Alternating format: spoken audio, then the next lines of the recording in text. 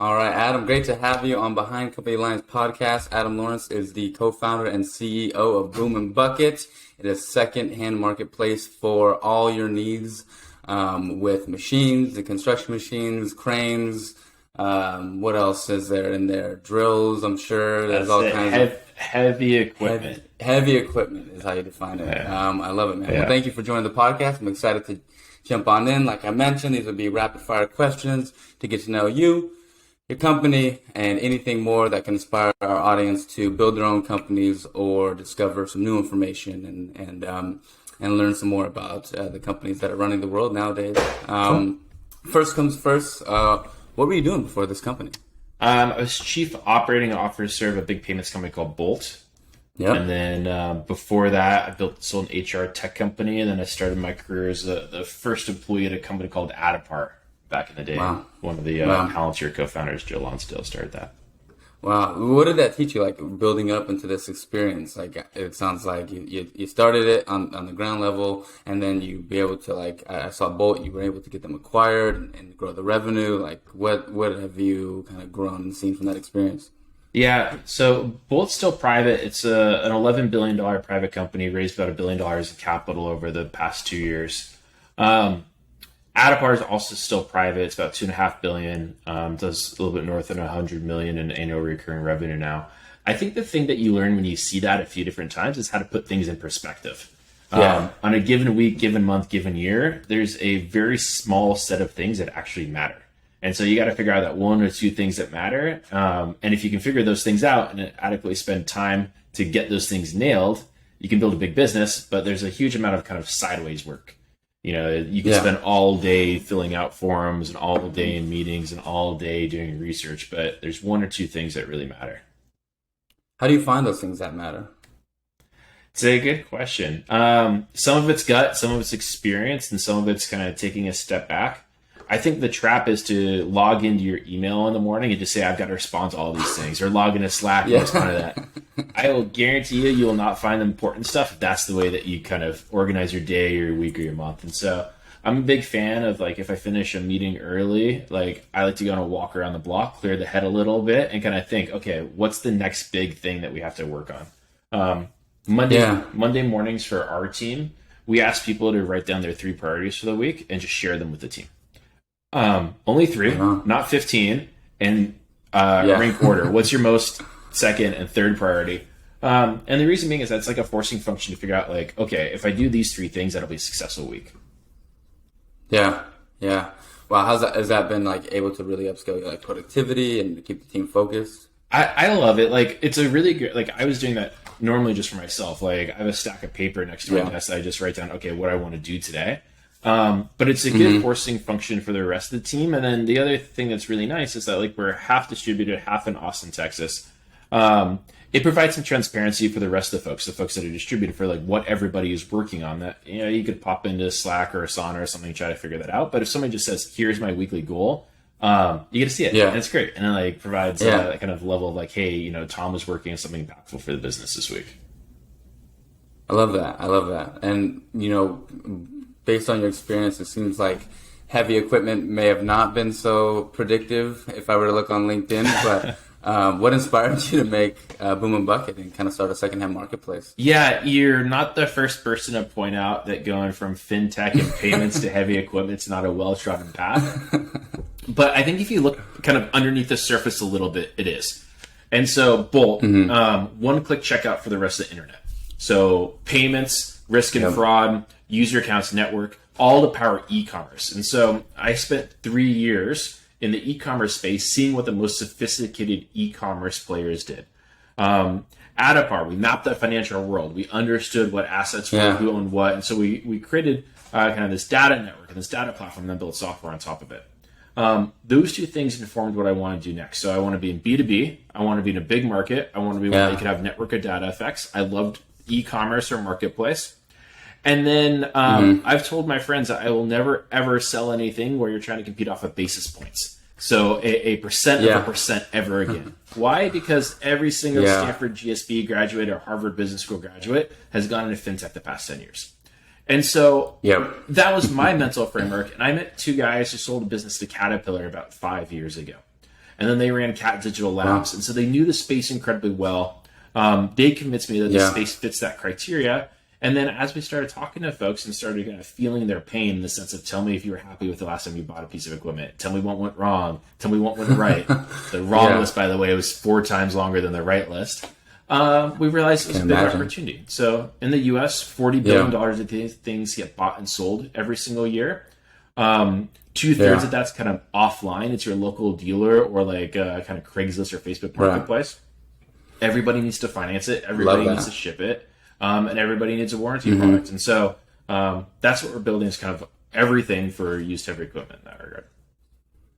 What are some of the horror stories you've heard with buying and selling equipment? Yeah, all right. There's a good one.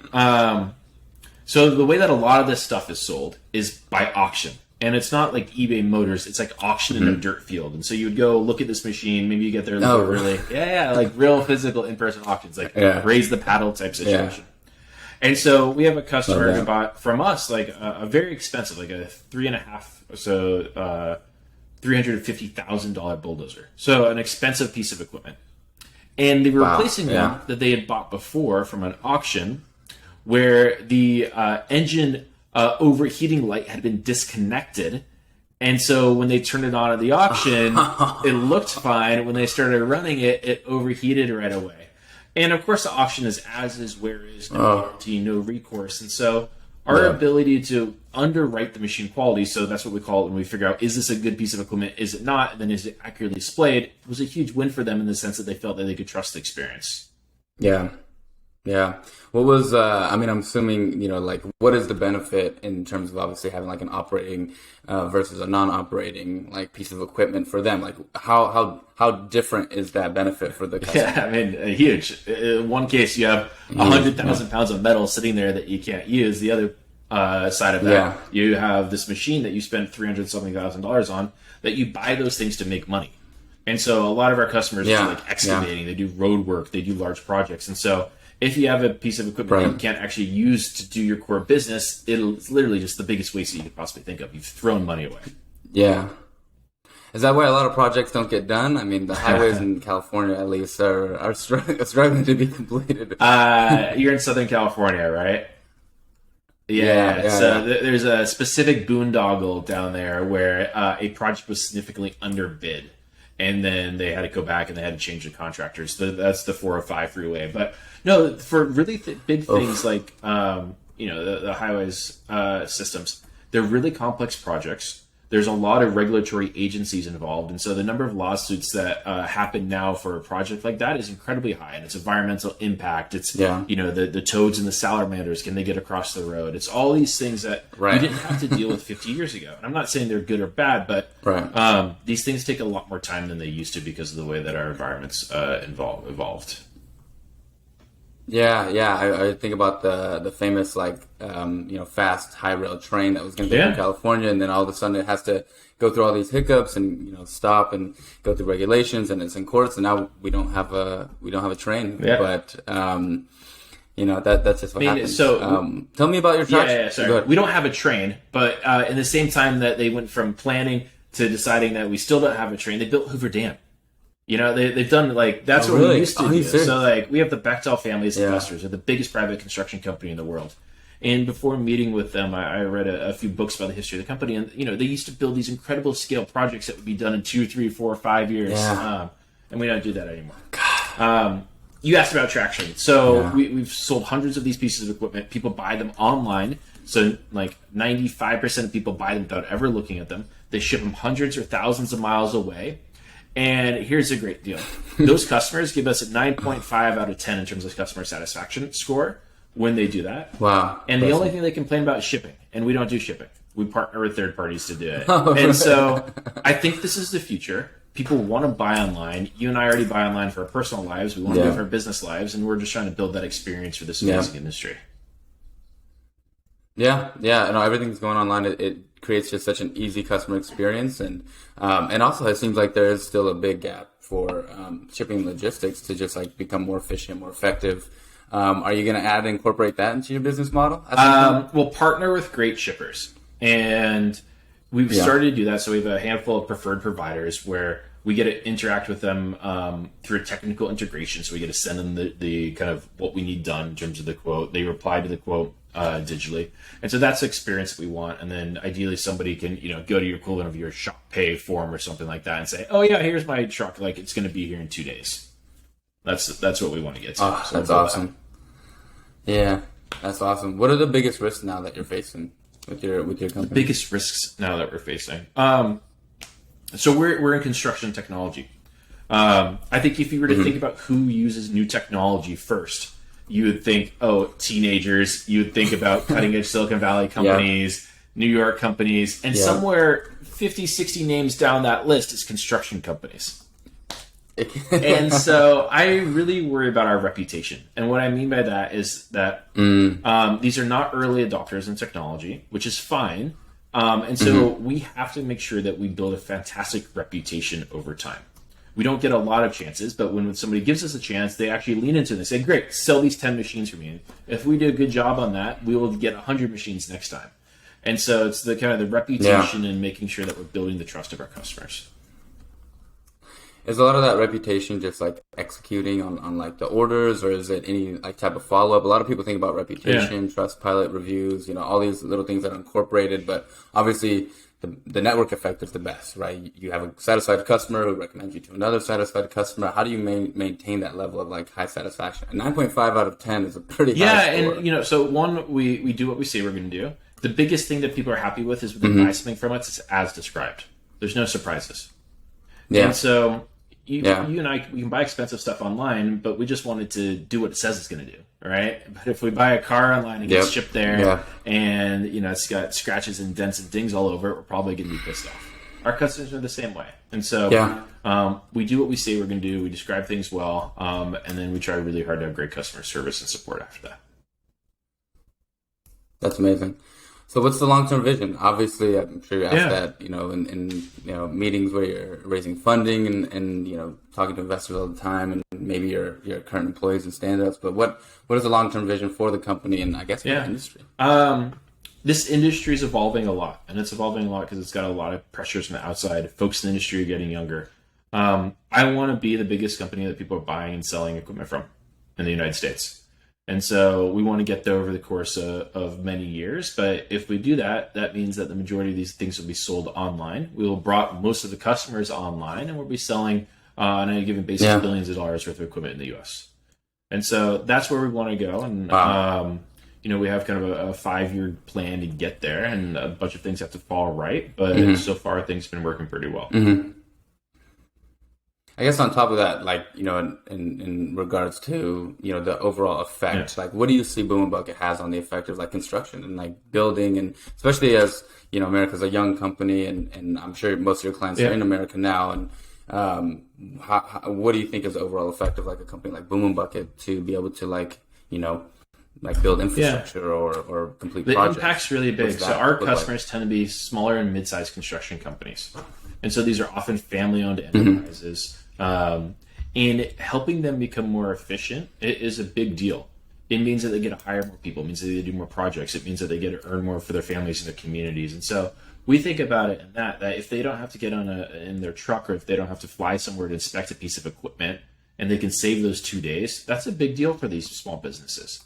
And if they spend hundreds of thousands of dollars on a piece of equipment and it works as described, that's fantastic. And so that's where we want to be. And so the impact's really kind of adding efficiency to these businesses. Love to hear that. Bonus question I always like to ask, what books or people have like inspired you the most? Maybe not now, maybe in the past, maybe in the future. Who's your inspiration? It's a great question. Book that everybody building a company should read, that's Scaling is High Output Management by Andy Grove. Andy Grove is a legend. Ran Intel. Also, you wrote Only the Paranoid Survive, which is also a great book as well. That was something that helped me go from being a crap manager to being one that was a little bit less than bad on that side. In terms of learning, I think people put the ideas that you have a manager, you have a boss or something, you put them on a pedestal. I've been lucky enough to work for two billionaires that have built incredibly successful companies in the past.